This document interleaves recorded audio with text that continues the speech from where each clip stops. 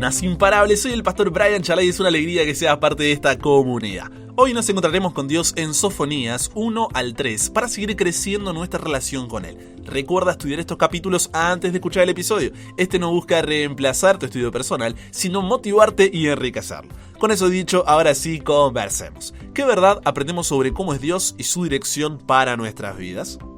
Padre, gracias por la oportunidad de poder abrir tu palabra, de poder realmente pasar un momento juntos buscándote. Y hoy vamos a hablar sobre el no buscarte por el miedo a perdernos. Muchas veces el miedo es nuestra motivación para acercarnos a ti. Ayúdanos a pensar un poco sobre esto y darle una vuelta. Quédate con nosotros, por favor. En el nombre de Jesús oramos. Amén. Si vienes estudiando los libros proféticos en la Biblia, tanto los mayores, pero especialmente los menores, te habrás dado cuenta de que, a pesar de las variantes y las formas, son bastante parecidos, ¿no es cierto? Un mensaje de juicio, pero a la vez de esperanza. Esto se repite una y otra vez. ¿Lo has notado? Solemos destacar la justicia de Dios, su soberanía, su santidad, pero a la vez su gracia, su misericordia, su amor. Y, lastimosamente, somos una generación que nos gusta hablar solamente de esta última parte, de la gracia, de la misericordia, del amor de Dios. Un mensaje sobre su justicia, soberanía y santidad no nos atrae, descontextualizando así el carácter de Dios y formando un Dios a nuestra imagen y semejanza. Cuando nos enfocamos solo en la gracia, misericordia y amor de Dios, corremos el riesgo de minimizar la seriedad del pecado y la necesidad del arrepentimiento. Ignorar la justicia de Dios puede llevarnos a una actitud de acomodo, una falta de temor reverente hacia Él. Además, al no reconocer la soberanía de Dios, podemos caer en la creencia errónea de que tenemos el control total sobre nuestras vidas y que no debemos rendirnos ante su voluntad. Llevando todo esto a una vida que no busca la santidad, una vida donde la obediencia es una opción. Entonces, necesitamos entender que el mismo Dios de gracia, misericordia y amor también es un Dios justo, soberano, santo. Porque si no, al no entender la gravedad de nuestra condenación, como es expuesta en Sofonías, tampoco podremos entender la inmensidad de nuestra salvación. Sofonías significa Jehová ha escondido o Jehová ha atesorado. No sabemos nada de este profeta aparte de lo que dice de sí mismo en su libro. Parece seguro por el capítulo 1, versículo 1, que provenía de una familia distinguida. El hecho de que remonte su ascendencia hasta Ezequías podría considerarse como una indicación de que se refiere al rey de Judá de ese nombre, y por lo tanto implica su ascendencia real. El profeta ubica el tiempo de su profecía en el reinado de Josías, rey de Judá, más o menos años 640 a 609 a.C. Como Sofonías predijo la caída de Nínive, es muy probable que haya profetizado durante los primeros años del reinado de Josías. Tal vez fue contemporáneo de Habacuc. Ahora vamos a meternos un poco en este libro, porque el primer capítulo de Sofonías comienza con un anuncio profético impactante sobre el juicio que está cada vez más cercano, al que se lo llama Día del Señor. Sofonías advierte al pueblo de Judá y a las naciones vecinas que serán castigados debido a su idolatría, injusticia y corrupción moral. Ahora, ¿qué es esta expresión el día del Señor? Porque se repite mucho en los profetas menores.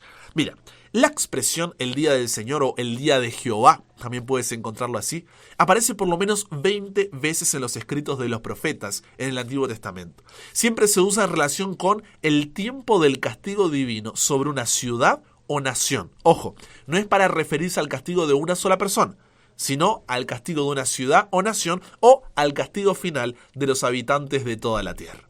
El día del Señor es la ocasión cuando termina históricamente el tiempo de gracia de una nación o de una ciudad. Pero también finalmente será el momento cuando se termine el tiempo de gracia para toda la humanidad antes de la segunda venida de Jesús. O sea, cuando ya no podamos arrepentirnos, cuando ya se terminó, cuando ya no hay oportunidad, cuando ya no hay chance. Cuando llegue ese día, Dios dará la sentencia de su juicio. Como dice Apocalipsis capítulo 22, versículo 11, ¿no? El que sigue siendo injusto, siga en injusticia. El que es inmundo, siga en inmundicia. El que es justo, siga practicando la justicia. Y el que es santo, siga siendo santo. Ese día todavía no llegó. Y hasta que lo haga, estamos en lo que la Biblia llama como día de salvación, o tiempo de tu buena voluntad, o tiempo aceptable. donde todavía podemos arrepentirnos de nuestros pecados y tener el perdón de Dios, porque su gracia y misericordia están disponibles para quienes la buscan. Por eso el mensaje de este capítulo es un llamado a la lamentación, al arrepentimiento, un llamado que busca sacudir al pueblo para que vaya a buscar la misericordia de Dios antes de que llegue el día del juicio. Dios es un Dios justo, no puede permitir que el pecado exista para siempre. Tiene que destruirlo de una vez por todas, si no dejaría de ser justo. Si no existiera ese juicio, la injusticia y el mal vencerían. Pero al mismo tiempo Dios es paciente, es misericordioso, extendiéndonos su gracia al darnos tiempo para arrepentirnos y recibir su perdón. Préstame tus oídos para lo que te voy a decir. El veredicto del juicio de Dios no será porque Él en su infinito amor no nos dio oportunidades para hacer lo correcto, sino porque nosotros no quisimos hacerlo. Nuestra realidad no es muy diferente a la del pueblo de Judá. Isaías 59:2 dice: pero la maldad de ustedes los ha separado de Dios. Sus pecados han hecho que Dios se tape los oídos y no quiera escucharlos. Romanos 3:23 resalta: todos hemos pecado y por eso estamos lejos de Dios. Es más, Romanos 5:9 al 11 nos señala como enemigos de Dios. Y no hay nada que podamos hacer por nosotros mismos para cambiarlo. Isaías 64:6 dice: aún nuestras mejores obras son como un trapo sucio. Hemos caído como hojas secas y nuestros pecados nos arrastran como el viento. Por eso, al igual que el apóstol Pablo en Romanos 7:19, siempre nos pasa que en vez de lo bueno que quiero hacer, hago lo malo que no quiero hacer. Porque nuestra naturaleza está corrompida. Pecarnos es tan natural como decir que si tiro algo hacia arriba, naturalmente tiene que caer. Por eso Efesios 2:3 dice que por naturaleza somos hijos de ira. Entonces, como Dios es un Dios justo, respetando la verdad y dando a cada uno lo que le corresponde, Romanos 6:23 dice que la paga de nuestro pecado es la muerte. Isaías 13:9 dice: he aquí el día del Señor viene, cruel, con furia, ardiente ira, para convertir en desolación la tierra y exterminar de ella sus pecadores. Apocalipsis 16 habla de las copas de la ira de Dios, y Apocalipsis 20:9 y 10 describe el día donde fuego descenderá del cielo y consumirá al diablo y todos los que fueron engañados por él, destruyendo así el pecado para siempre. Estas descripciones que hace la Biblia y que se repiten mucho en los profetas menores como Sofonías, muchas veces pueden parecer aterradoras. Es como, no podés predicar de eso. ¿Cómo vas a hablar de eso? No, eso mejor mantenerlo ocultito. Y no quiero crear con esto una motivación de miedo y terror en ti para crecer en tu relación con Dios. No, al contrario. Lo que quiero que entiendas es que sin la intervención de Dios, así de aterrador, es nuestro destino. Una parte esencial de la perfección moral de Dios es su odio al pecado. Donde hay santidad no puede haber pecado, así como algo no puede ser blanco y negro a la vez. Entonces la ira de Dios es la santidad de Dios en acción contra el pecado. Si Dios no fuera ese fuego consumidor que siente indignación todos los días hacia los malvados, si Dios no odia la maldad, Dios no sería santo, no sería recto, no sería justo, no sería amor. Porque debido a que Dios es santo, está separado de todo pecado, está en completa oposición a todo pecador. Debido a que Dios es recto y justo, debe castigar el pecado que viola su santidad. Debido a que Dios es amor, se deleita en la pureza y debe, por necesidad, odiar todo lo que no es santo. Si no, ¿cómo podría Él, que es la suma de todas las excelencias, mirar con igual satisfacción la virtud y el vicio, la sabiduría y la locura? ¿Cómo podría Él, que es infinitamente santo, desestimar el pecado y renunciar a su ira? Es así como vemos que la ira de Dios es la expresión de su amor, de su gracia y su misericordia. Muchos agrandan el amor de Dios minimizando la ira, cuando subraya esta idea. Omitir la ira de Dios es oscurecer su grandioso amor. Porque es aquí donde nos encontramos cara a cara con la parte central del problema humano. ¿Cuál es? No es que estemos perdidos y necesitamos encontrar nuestro camino en un viaje espiritual, no es que estamos heridos y necesitamos ser sanados, no. La parte central del problema humano es que somos pecadores bajo el juicio de Dios y su ira divina está sobre nosotros, a menos que sea quitada. Ese es el problema que el Evangelio soluciona. En el segundo capítulo, Sofonías se dirige específicamente a los vecinos de Judá. Pronuncia palabras de destrucción sobre las naciones de los filisteos, Moab, Amón, Etiopía, Siria. Les anuncia que serán objeto del juicio de Dios debido a su arrogancia, idolatría, violencia. Sin embargo, dentro de estas advertencias de juicio, Sofonías también ofrece un mensaje de esperanza para el remanente fiel de Judá. Él les dice que aquellos que busquen al Señor y confíen en Él serán protegidos y salvados de la ira de Dios. En el último capítulo, Sofonías se centra en condenar la ciudad de Jerusalén y su liderazgo corrupto. Critica a los líderes, sacerdotes, profetas por su opresión, injusticia, falta de rectitud. El profeta advierte que Dios purificará la ciudad y la castigará por su maldad. Sin embargo, incluso en medio de esta condena, Sofonías ofrece una perspectiva de restauración y de bendición.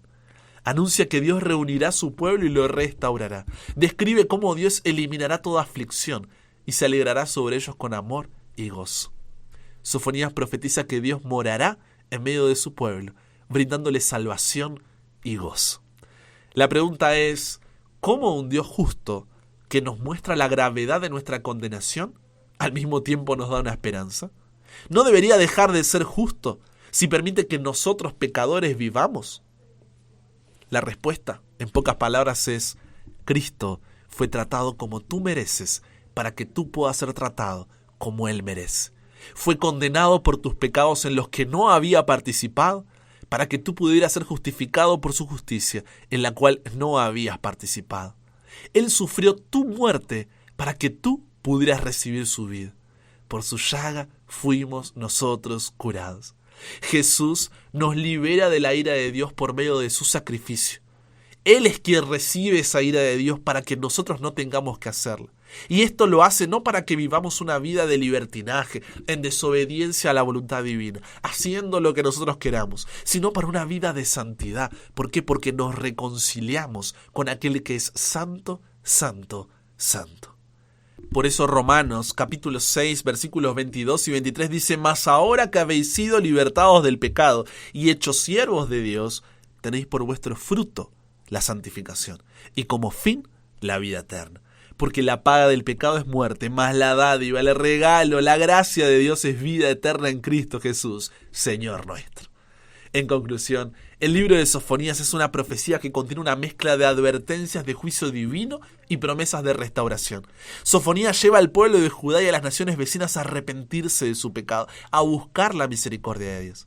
Aunque hay pronunciamientos de destrucción y condena, también se les ofrece una esperanza de salvación para aquellos que se vuelvan sinceramente hacia Dios.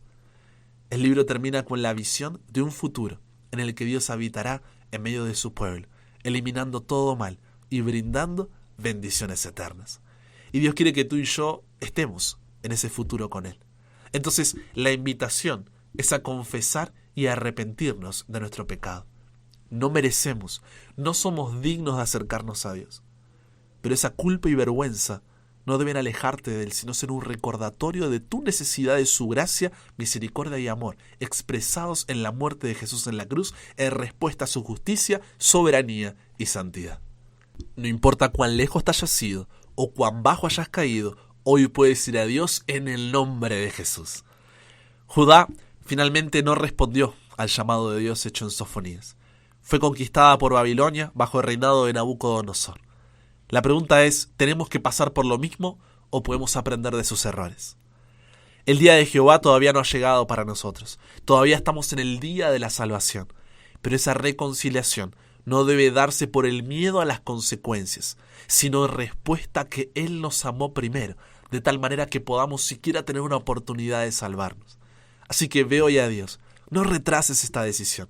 Y como dice Sofonías capítulo 3, versículo 17, el Señor tu Dios vive en medio de ti. Él es un poderoso Salvador. Se deleitará en ti con alegría. Con su amor calmará todos tus temores. Se gozará por ti con cantos de alegría. Conversamos con Dios sobre esto. Padre, gracias porque cuando comprendemos la profundidad de nuestra condenación, comprendemos la inmensidad de nuestra salvación. Es solo cuando nos damos cuenta cuál era nuestro destino por nuestro pecado, que también nos damos cuenta de cuán grande es tu amor, gracia y misericordia. Señor, hoy queremos volver a ti.